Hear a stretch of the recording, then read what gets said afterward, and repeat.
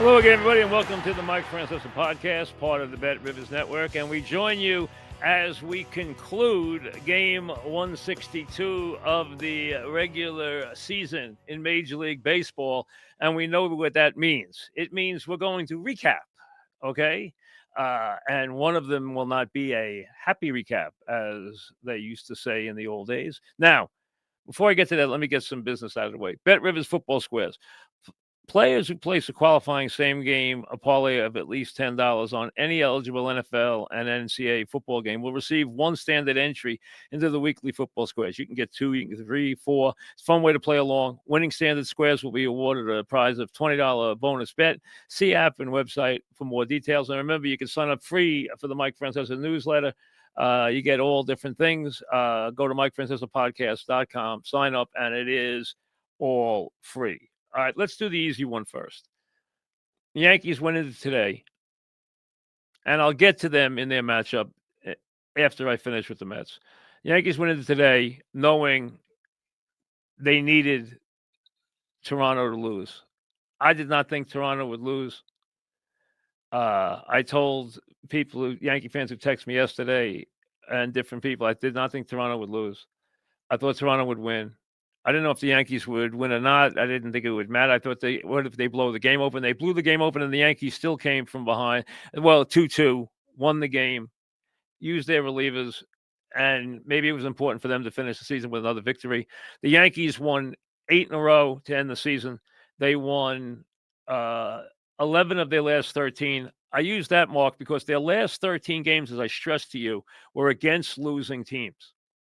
Now, the Yankees are puffing out their chests now, and everyone, the Yankees found their stride, and they hit it great, and they're pitching great, and they're doing everything great.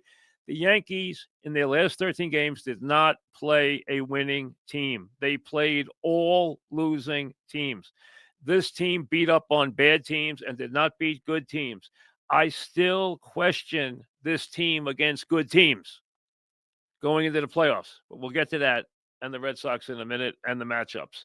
First, the Mets came into today needing a very good Milwaukee team to care enough to beat a Cincinnati team that has been hauled along by a pretty good pitching staff and a brilliant manager.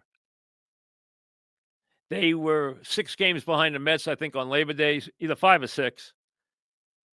They had to win a lot of games. They really won this when they swept the Cubs 4 straight. They didn't win today against Milwaukee. They did beat Milwaukee the first 2 games of the series. But if they lost today, it opened the door for the Mets. And what did the Mets do with that?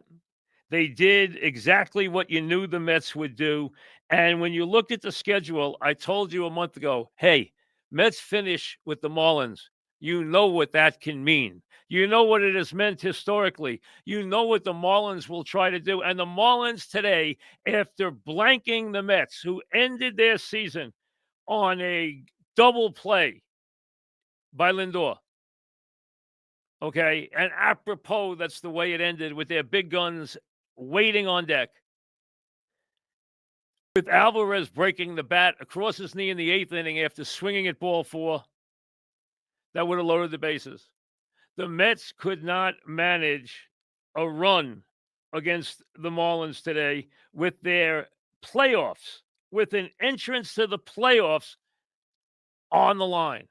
And what it did, it culminated one of the really gutless performances, and this takes in a lot of ground, one of the real gutless performances in Met history. And when you realize how the Mets were built, when you think back to the ceremonial arrival of Juan Soto and everything that meant, the owner demanding loyalty and that the fan base goes into its pocket. And they did. And they responded with enormous crowds all summer. And this team just did a slow, gutless dissolve over 3.5 painful months. The Mets were 21 games over 500 early in the season. They were the best team in baseball 2.5 months into the season. Yeah, they were pitching over their heads, but everyone knew this team had talent. No one could fathom this team wasn't built for October. And the owner, hey, he did what you thought he would do. He went and stole Juan Soto from the Yankees. He did exactly what you've dreamt about your whole life. He never blinked when it came to doing something economically. And your brain trust, your baseball brain trust, led by Stearns, remember, he is there to evaluate where his team is. And what he evaluated, listen, he went out and no one can kill him for bringing in a top reliever who could not handle setting up in front of Diaz. All right. Everybody liked the move of bringing him in. He was a major arm with major talent. No one expected him to be that bad. But there is no way to forgive Stearns for ignoring the issues that he had in the starting rotation, not only at the start of the season, but when he saw what was happening to his team during the season. He did a terrible job. He's front and center on this. So is the manager, who, let's say, he's a good guy and he's a good baseball man. And I don't think he's going anywhere, nor do I think he should go anywhere. But he had no clue what to do with this team and to do with this bullpen and to do with this team day in and day out. The pieces didn't fit. This team never connected like last year's team. Last year's team had an amazing chemistry and an amazing resilience. This team had none of that. Zero. The pieces never fit. It was almost like Soto and whomever were never comfortable. I'm not knocking Soto's year, but everything didn't work.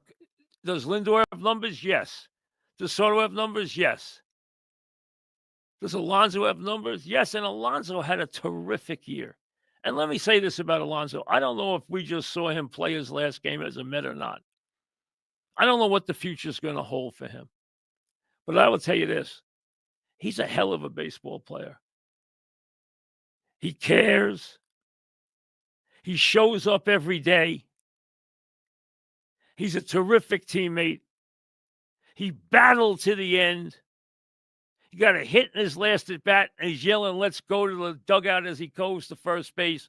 This guy is a gamer.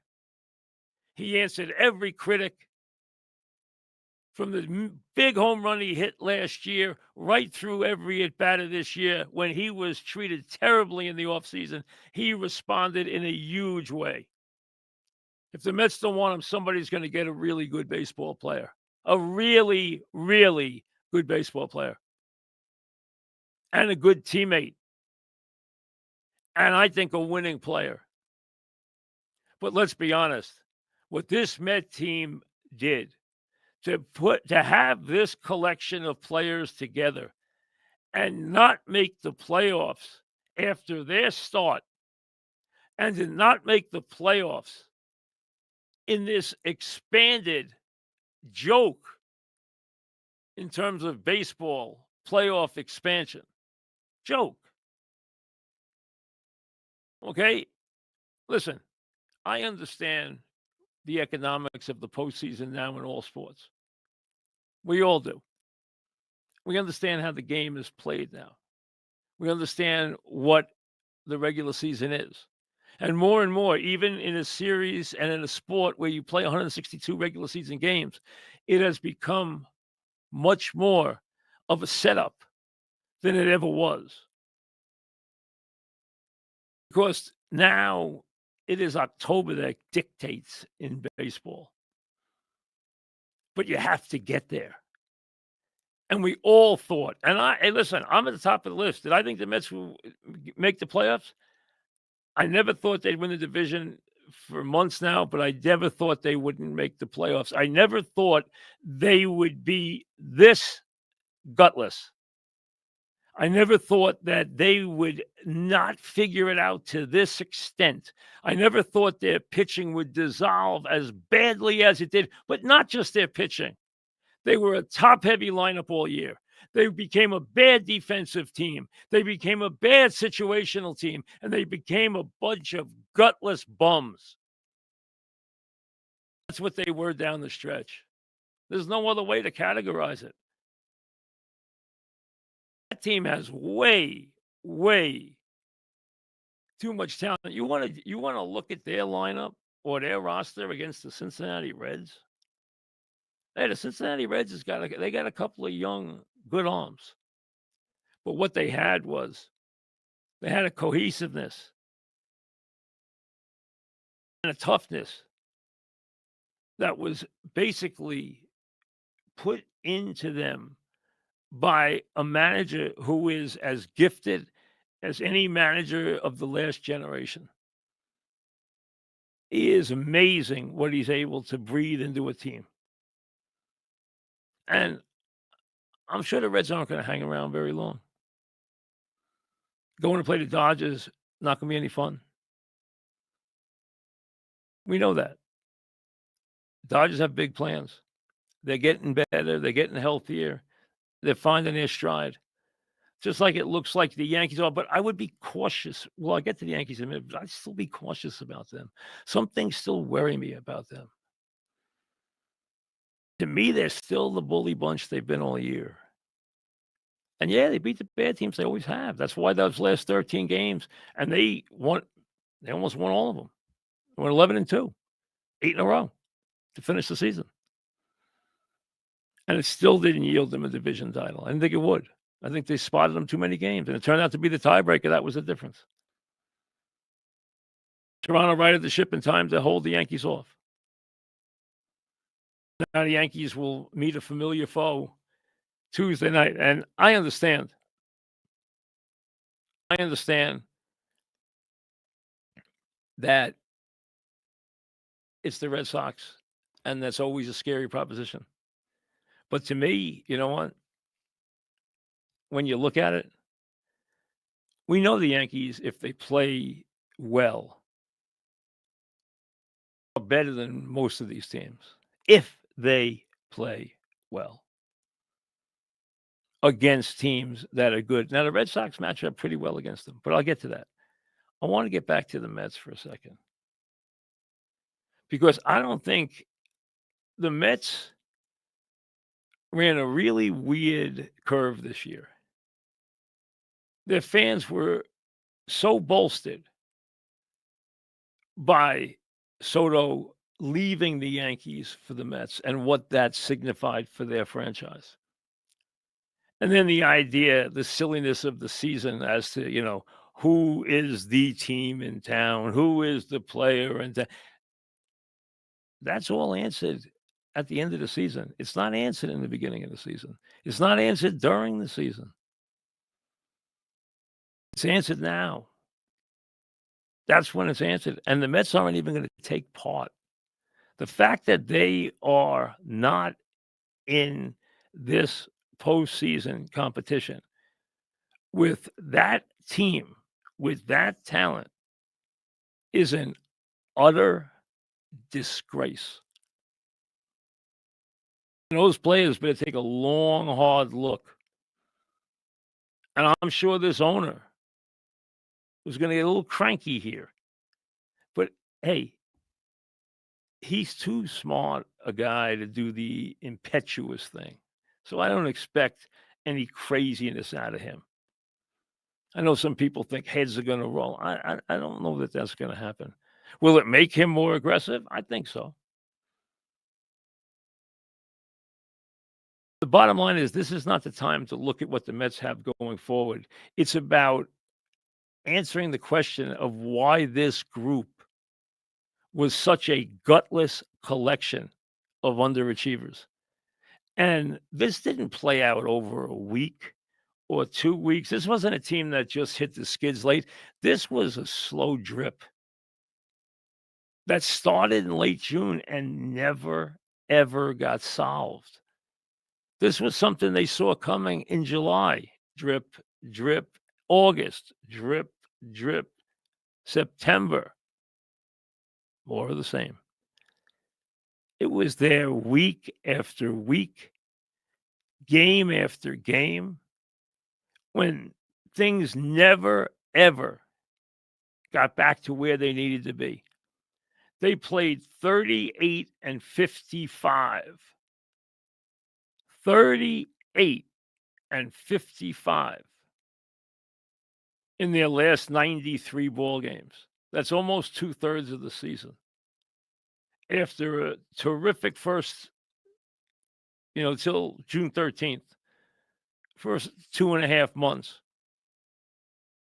21 games over 500 to finish 4 games over 500 and play 17 games under 500 from June 13th, the 5th worst record in the sport. When you realize that in that group are the Rockies, who lost 119 games, and the White Sox, who lost over 100 games. So you're talking about those two shouldn't even count. So that means they were among the 3 worst teams of what you would consider to be somewhat competitive teams in baseball. With that payroll, with those expectations, with that lineup, everybody should be looking in the mirror. Now, I just watched the manager talk, and he said the things you would expect him to say.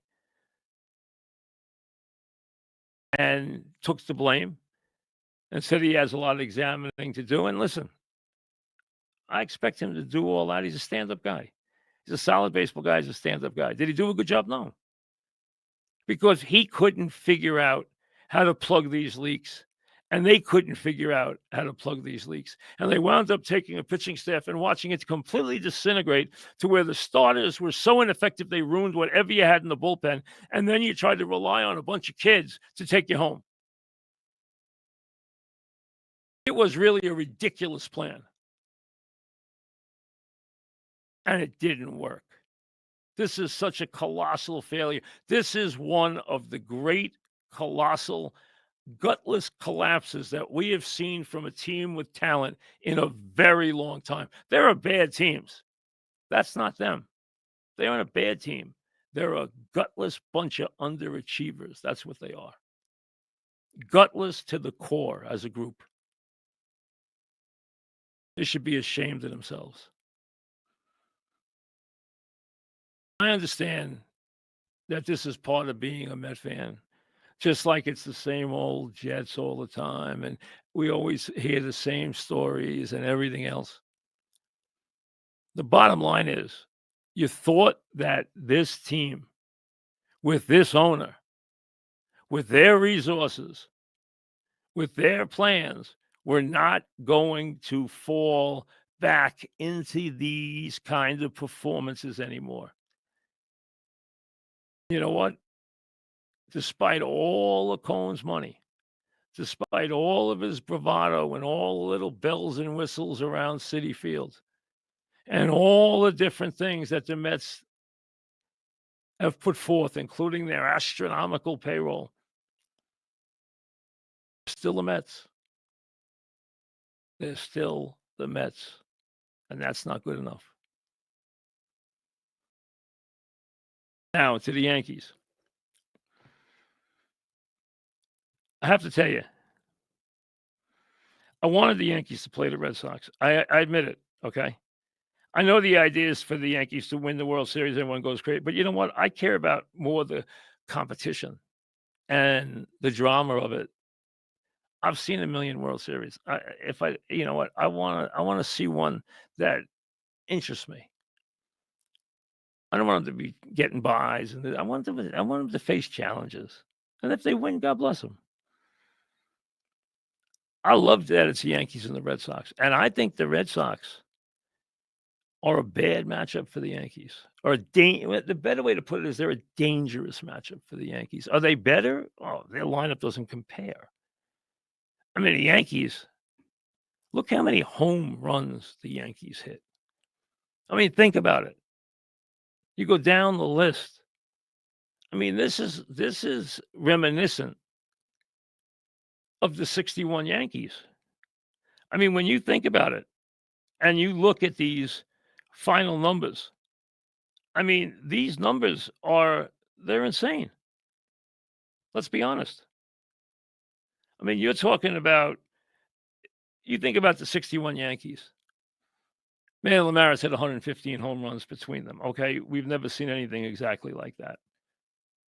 That's something that you know you're never going to see that kind of race again. But you had Marilyn Maris, and then you had a bunch of guys who could hit home runs. Scowen could hit home runs. Berra and Blanchard and Howard could hit home runs. Okay. And you had a whole bunch of guys and they hit a whole bunch of home runs. And that was in a different era. I know that was a year of expansion, but that was in a different era than we have now. But this year, Judge hits 53 homers. Grisham amazingly hits 34 homers. Chisholm hits 31 homers and misses 3.5 weeks. Bellinger hits and had a terrific year, hits 29 homers. Rice, I understand he doesn't have a position, but boy, can he hit 26 homers. Stanton in half a year, 24 homers. Wells, 21 homers. McMahon, if you count him as an import, hit over 20 homers. Volpe hit 19 homers. They can home you to death, and that's how they win. Power pitching, power hitting. To the Red Sox, we're going to come at you with pitching, some dominant pitching, and they're going to come at you with speed, which is going to impact. They are going to be the one team that is going to impact how you play your defense. They are going to impact that in a big way. And they have Crochet is an incredible pitcher. And obviously, the biggest thing that is stunning to me in baseball this year, well, two things really. Raleigh's home runs, which are, crazy for a catcher. But Chapman's performance at this stage of his career was otherworldly. They can beat you with pitching. They can beat you with their manager. They can beat you with speed. And that speed's going to put a real pressure on the Yankees right from the start. And it's going to impact how the Yankees put their team on the field because they can't make a whole bunch of errors and they can't have them running around the bases like nuts in the series. And remember, the Yankees didn't beat good teams this year. If they had beat good teams, they wouldn't have lost a tiebreaker in their division. We know that.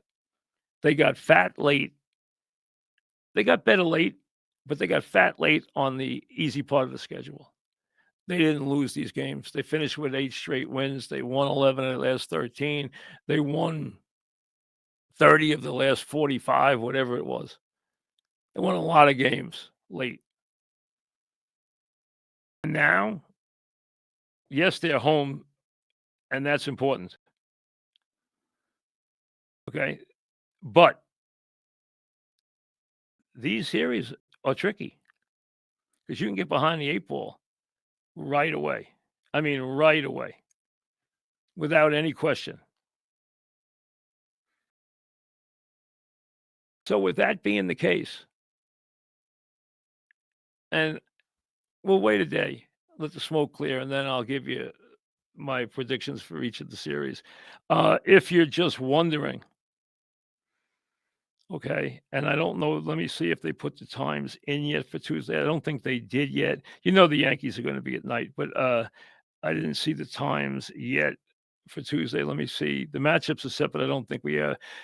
Padres and Cubbies. Oh, yeah, we do have the time. Well, Padres and Cubbies is 3:08, followed by the Tigers and the Guardians. How about Cleveland making the playoffs? I mean, the Tigers didn't have the complete total collapse. It was an amazing collapse, but not total. They made the playoffs. Red Sox and Yankees, and then the late game will be the Dodgers and the Reds. I'm figuring the Yankees are sometime around 6:30 or 7 o'clock. I don't have a time yet for the Yankees, and I don't have a time yet for the Tigers and Indians. I have 3:08 for the Padres and the Cubs. Then comes the Tigers and the Guardians. Then comes the Yankees and the Red Sox at Yankee Stadium, and then comes the Reds and the Dodgers at 9:08. And I was watching the last two innings religiously because there were a lot of things going on. The Ryder Cup, and what an amazing comeback! You know, if you watched the Ryder Cup and you saw how amazingly Europe played, how bad the United States played the first day, how amazingly Europe played the second day, probably played better Ryder Cup golf than any team has ever played ever. I mean, there were teams like Scheffler and DeChambeau lost a match. They lost a better ball match which is not the alternate shot. So they lost a 4-ball match where you play your own ball. They lost that match and they made 9 birdies and lost. That's almost impossible to do to Fleetwood and Rose. But the Americans came back today with such an amazing comeback that they scared the heck out of Europe, which won it. I didn't see the last point, but I'm pretty sure they only had 14.5 points overall. They got there 14.5. That's when I turned it off.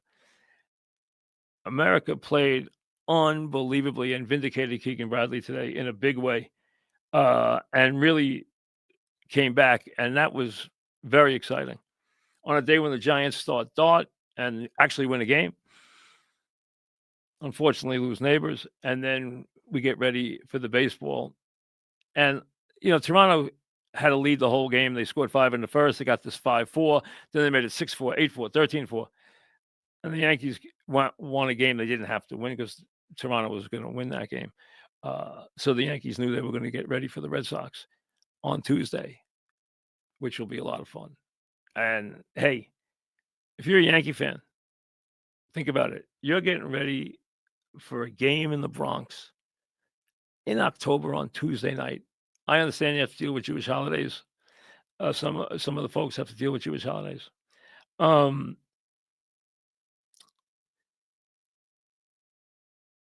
getting ready for the postseason baseball, Yankees, Red Sox in the Bronx Tuesday night with a dream of maybe finally winning a World Series, overcoming last year's terrible World Series play, finally vindicating that and winning a World Series maybe this year, okay? Dream the dream. While the Mets, whose fans all year were expecting to make a run, who had dreams of not only back-to-back playoff performances, which is so unmet-like, but also making a big run. And now they're going home because the Mets, once again, can't measure up to the Marlins. The Marlins! I remember 07. I remember